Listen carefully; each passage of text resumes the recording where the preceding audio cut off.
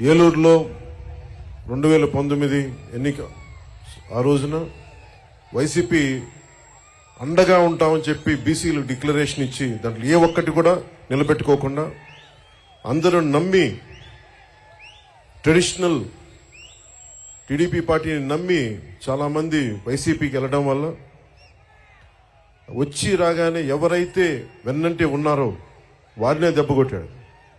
ఊహించుకుని 30 మంది పైచిలుకు భవన నిర్మాణ కార్మికులు ఆత్మహత్యలు చేసుకున్నారు.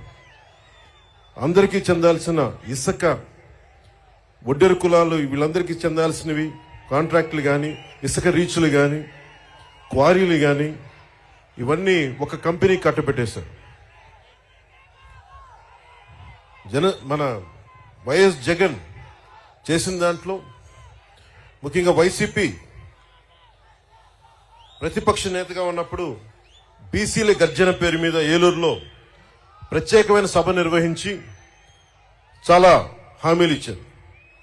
బీసీలకి ఏటా జగన్ చెప్పింది బీసీలకి ఏటా 15,000 కోట్ల రూపాయల చొప్పున కేటాయిస్తామని చెప్పారు. 5 ఏళ్లలో 75,000 కోట్ల రూపాయలు బీసీల సంక్షేమానికి కేటాయిస్తామని చెప్పాడు. వాస్తవానికి 0. బీసీ కేటగిరీల్లో అన్ని కులాలకి 153 కులాలను గుర్తించమని బీసీ సంఘాలందరూ కోరుకుంటా ఉంటారు. దాన్నే కుదించి 139 కార్పొరేషన్లు పెడతామని చెప్పి దానిని 53 కార్పొరేషన్లు కుదించి 56 కార్పొరేషన్లు కుదించి వాటికి కుర్చీలు కూడా లేని పరిస్థితి. బడ్జెట్ 0. వైఎస్ఆర్ చేయూత పథకం కింద 45 ఏళ్లు నిండిన ప్రతి మహిళకి 75,000 అందిస్తామని చెప్పారు. బీసీ మహిళలకి పథకం అందుతున్న లబ్ధిదారుల్లో చాలా వరకు కోత పడతా ఉంది. శాశ్వత ప్రాతిపాదికన బీసీ కమిషన్ ఏర్పాటు చేస్తామని చెప్పారు. ప్రత్యేక బీసీ కమిషన్ ఊసేలేదు. బడ్జెట్లో 3వ వంతు బీసీలకు కేటాయిస్తామని చెప్పారు. అది పూర్తిగా విస్మరించారు. ఇందాక బీసీ డిక్లరేషన్ చూస్తున్నప్పుడు బీసీ ప్రత్యేక రక్షణ చట్టం చూడగానే నాకు ఒకటే గుర్తొచ్చింది. వైసీపీ పాలన వచ్చినప్పటి నుంచి దాదాపు 23 నుంచి 26 వేల మంది బీసీల పైన కేసులు పెట్టారు. 300 మంది బీసీలని చంపేశారు. ఇంకా అచ్చెన్నాయుడు గారు లాంటి బీసీ నాయకుల మీద ఎలాంటి దాడులు జరిగినాయో, ఇంకా ఎస్సీల మీద ఎలాంటి దాడులు జరిగినాయో మీ అందరికీ తెలుసు. ముఖ్యంగా ఈరోజు బీసీ సభలో కాబట్టి ప్రత్యేకంగా బీసీ నేను సంఘటనలు చెప్తా ఉన్నాను.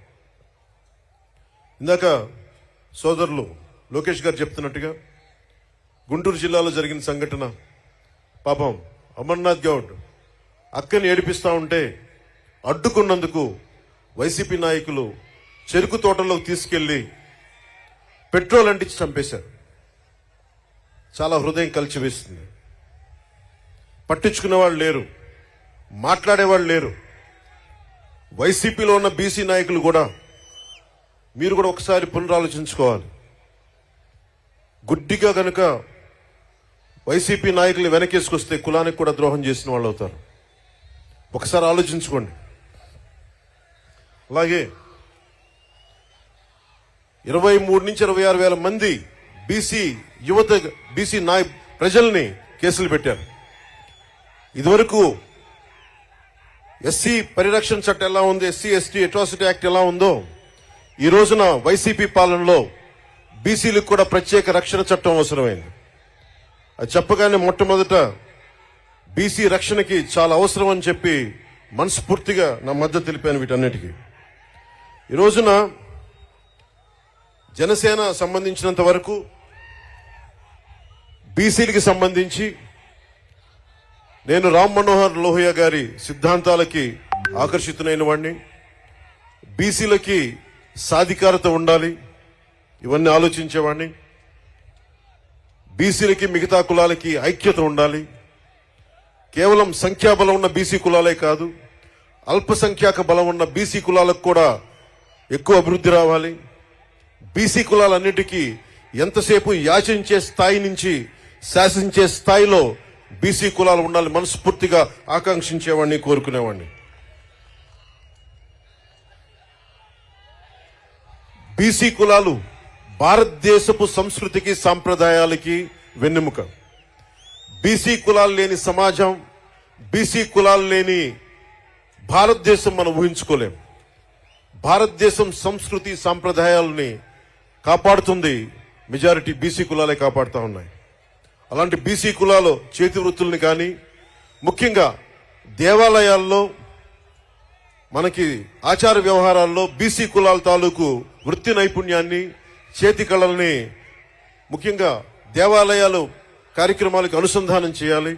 తద్వారా వాళ్ళకి చాలా బలమైన ఆర్థిక పరిపుష్టి కలిగించే అవకాశం ఉందని నాకు చాలా మంది బీసీ మేధావులు చెప్పారు. దానిని ఒకసారి నారా చంద్రబాబు నాయుడు గారి దృష్టి కూడా తీసుకెళ్లి దాన్ని ఇంప్లిమెంట్ చేసేలాగా ఖచ్చితంగా దాన్ని ముందుకు తీసుకెళ్తాం. ముఖ్యంగా వడ్డెర కులస్తులు బ్లాస్టింగ్లు జరుగుతూ ఉంటాయి. కొడుతున్నప్పుడు డ్యాముల నిర్మాణం కానీ, రైల్వే లైన్ల నిర్మాణం కానీ ఇవన్నీ వడ్డెర కులస్తుల ద్వారా జరిగాయి బ్రిటిష్ హయాంలో. అలాంటి వడ్డెర కులస్తులు ఈ రోజున పాపం బ్లాస్టింగ్ లో దెబ్బలు తింటా ఏ క్వారీలు కొడతారో ఆ క్వారీలకు వాళ్ళకి హక్కు లేకుండా పోయింది. జనసేన తెలుగుదేశం ప్రభుత్వం ఉమ్మడి ప్రభుత్వంలో వడ్డెర్లకి బలమైన ఆర్థిక పరిపుష్టి వచ్చేలా వాళ్ళకి ఖచ్చితంగా వారికి దాంట్లో సింహభాగం ఉండేలా చూడాలని మనస్ఫూర్తిగా కోరుకుంటా ఉన్నాం. అలాగే వడ్డెర్లు కాంట్రాక్ట్ వ్యవస్థల్లో నలిగిపోతా ఉన్నారు.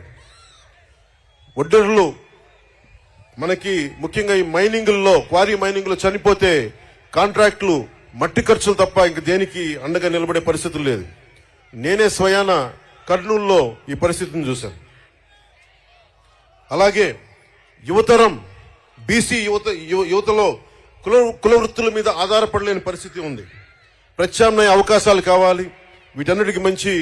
వీటన్నిటి మీద చాలా సమూలంగా ఆలోచించాల్సిన అవసరం ఉంది. దాన్ని కూడా మేము పరిగణలోకి తీసుకొని ఈ రోజున బీసీ డిక్లరేషన్లు ఇచ్చినవి కాకుండా మీకు ముఖ్యంగా బీసీ యువతకి, మహిళలకి, పెద్దలందరికీ కూడా మీకు ఆర్థిక పరిపుష్టి వచ్చేలాగా, మీరు సంపదకి యాచించకుండా సంపదని సృష్టించేలాగా అలాంటి పథకాలు ఉండాలి. పథకాల కోసం మేము అహిర్నిశలు తెలుగుదేశం నాయకులతో కలిసి కృషి చేస్తాను మనస్ఫూర్తిగా మీకు తెలుపుకుంటా ఉన్నాం. అలాగే ఇంకొకటి పెద్ద సమాజమైన వాడబలిజ, అగ్నికుల క్షత్రియులు, జాలరి, పల్లెకారులు, పల్లెకాపు, గంగపుత్రులు, ముతురాసులు, ఇవన్నీ ఇత్యాది పల్లెకారుల కులాలన్నీ కూడా ప్రత్యేకమైన దృష్టి సారించాలి. దాదాపు 794 కిలోమీటర్ల తీర ప్రాంతం ఉండి ఈ రోజుకి జట్టీలు లేకుండా ఇబ్బంది పడతా ఉన్నారు. ఇప్పుడు గంగవరం పోర్ట్ లాంటిది నిర్మాణానికి పల్లెకారులు, జాలర్లు, మత్స్యకారులు ప్రాణాలు పోయినాయి. తిరిగి వాళ్ళకి ప్రత్యామ్నాయ అవకాశాలు కల్పించడంలో నిజంగా వెనుకబడి ఉన్నాం. తెలుగుదేశం జనసేన ప్రభుత్వం రాగానే అలాంటి మత్స్యకారులందరికీ అండగా ఉంటాం. అలాగే ప్రతి 30 కిలోమీటర్లకు కూడా జట్టీలు ఉండాలనేదే నా ఉద్దేశం.